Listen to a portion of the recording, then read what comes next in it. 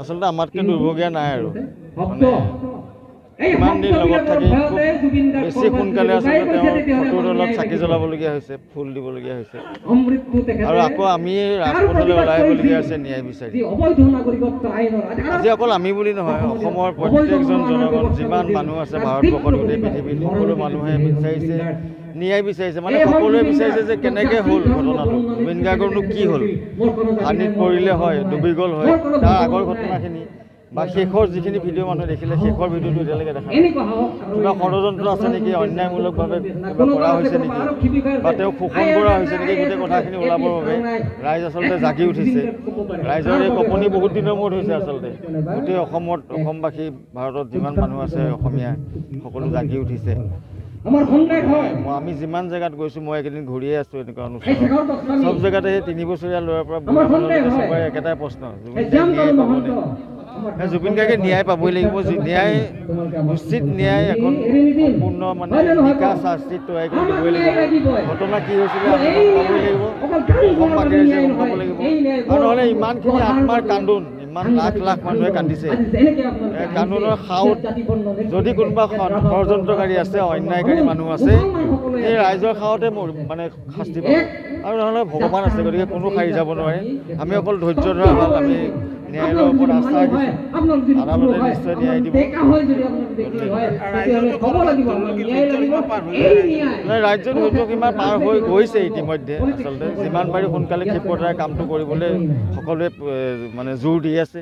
ৰাইজৰো সেইটোৱে জোৰ যে আমাক সোনকালে ন্যায় লাগে, গতিকে সোনকালে যিমান পাৰে সোনকালে আমাক ন্যায় ব্যৱস্থা আদালতৰ ফালৰ পৰা, প্ৰশাসনৰ ফালৰ পৰা, আদালতৰ ফালৰ পৰা, চৰকাৰৰ ফালৰ পৰা কেনেকৈ পাৰি জুবিন গাৰ্গৰ মৃত্যুৰ ৰহস্যটো ৰাইজক জনাব লাগে আৰু দোষীয়ে শাস্তি পাব লাগে।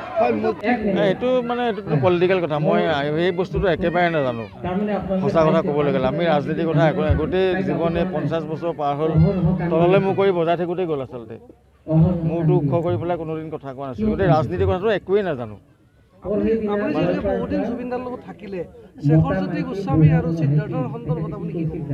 নাই, তেওঁলোকৰ সন্দৰ্ভত মোৰ বেলেগ বক্তব্য নাই।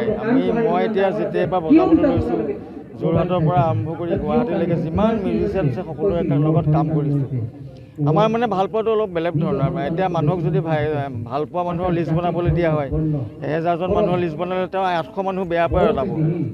আমাৰ ভালপোৱাটো তেনেকুৱা নহয়, আমি চবকে ভাল পাওঁ, চবকে সমান ভাল পাওঁ, চবকে সমান গুৰুত্ব দিওঁ আৰু একেলগে কাম কৰিছিলোঁ। আৰু কাম কৰি থকা অৱস্থাত আমাৰ লগত কোনোদিন বেয়া হোৱা নাছিলে, কোনোদিন সিদ্ধাৰ্থ শেখৰৰ লগত আমাৰ কথাটকি হোৱা নাছিলে, কোনোদিন ডাঙৰকৈ কথা ক'বলগীয়া হোৱা নাছিলে, গতিকে কাজিয়া পেচালটো নায়েই। গতিকে ঘৰুৱা চব ভাই দৰে আছিলোঁ। আৰু তাৰ ভিতৰত তলে তলে যে ইমানখিনি এতিয়া গম পাইছোঁ, সেইখিনি কোনেও গম পোৱা নাই। জুবিন গাৰ্গে ইমান মানুহ বিশ্বাস কৰিলে, জুবিন গাৰ্গকে তেওঁলোকে বিশ্বাসত ৰাখিব নালাগে। গতিকে আমি বহুত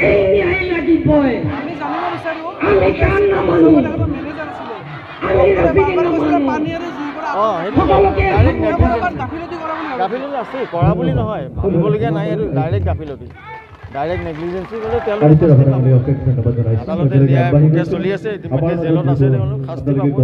আৰু মই কৈছোঁ নহয়, ভগৱান আছে আৰু ইমান লাখ লাখ 3 কোটি জনতা আছে অসমত, সকলোৰে আত্মাই কান্দি আছে, কিন্তু এই আত্মাৰ কান্দোন কেতিয়াও অথলে নাযায়।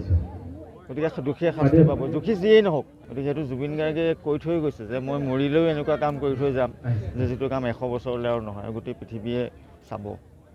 গতিকে প্ৰমাণ কৰি থৈ গ'ল। জুবিন গাৰ্গে যি কৈছিলে চব কৰি দেখুৱাইছিলে, সেইটো আজিৰ কথা নহয়। মই 89ত লগ পাইছিলোঁ, তেতিয়াই কৰি দেখুৱাই, যিটো কৰিম বুলি কয় কৰিবই, খাতিৰ নকৰে। সেইটো তেতিয়াৰ পৰাই মানুহক স্পষ্ট পাতি যাব, কথাৰ লোক ঢাক নাই, মুখত এটা পিছত এটা নাই, তেওঁ যিটো ক'ব সন্মুখতে লাগিলে মানুহজন যিয়ে ক'বলগীয়া মানুহ হ'লে তেওঁ সন্মুখতে কথাখিনি কৈ দিয়ে। গতিকে তেনেকুৱা এজন মানুহে ভগৱান সদৃশ মানুহ, ইমান বছৰ ভগৱানৰ লগতে আছিল। গতিকে আজি আকৌ আমি ৰাজপথত চিঞৰিবলগীয়া হৈছে ন্যায় দিয়ক বুলি ভগৱান।